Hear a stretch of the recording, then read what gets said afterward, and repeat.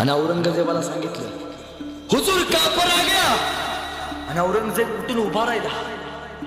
9 साल का था तब मुझे मिला था आगरा में. तब मैंने इसको पूछा था, क्यों रे संभा, तुम्हें हमारा डर नहीं लगता. तब इस 9 साल के संभा ने मेरे को जवाब दिया था, हमें किसी को डर नहीं लगता. अरे औरंगजेब, हमें किसी को डर नहीं लगता, लेकिन हमारी वजह से सबको डर लगता है. सच कहा था. खाली आला, नमाजाच्या रुकाता पडायला लागला. हे अल्लाह रहम दल्ली, जिसको देखनो को सपना था कदमों में लाके खडा किया है.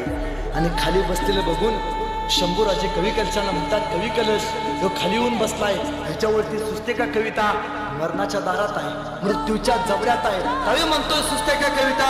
कवी कलश म्हटले, हो राजन, राजन तुम हो साचे, क्या खूब लड़े हो जंग, देख के तुम्हारा तेज तकत त्याच्यात रंग.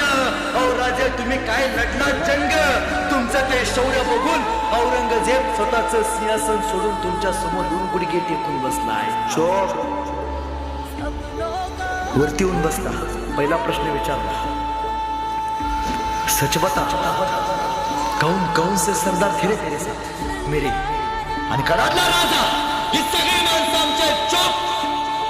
दुसरा प्रश्न विचारला, संभा जिंदा छोड़ देंगे, स्वराज्य का खजिना किधर रखा है. आणि कडाडला, छावा, ही माणसं आहेत ना, हा माझा खजिना, दम असेल तर जिंकून दाखव. चुप. ले जाया जाए इसको.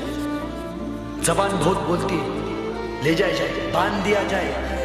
वधस्तंभाला संभाजी महाराजांना बांधण्यात आलं. सायंकाळी औरंगजेब गेला.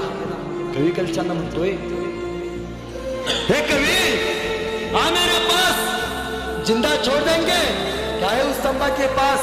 एक बात बता दे, स्वराज्य का खजिना किधर रखा है. आणि कवी कलश म्हणतात शंभूराजांना, काय म्हणतो ऐकलं का, स्वराज्य का खजिना किधर रखा है. औरंगजेबाकडे बघून कवी कलश म्हणतोय, या औरंगजेब, नमक है रे हम शंभू राजे के, जिएंगे शंभू राजे के साथ, मरेंगे भी शंभू राजे के साथ. औरंगजेब, हाथी घोड़े तोप तलवारें, फौज तो तेरी सारी है, लेकिन जंजीर में पकड़ा राजा मेरा अभी सब पे भारी है, अभी सब पे भारी है. आणि औरंगजेबाला सांगितलं, हुजूर का पर आ गया. आणि औरंगजेब उठून उभा राहिला.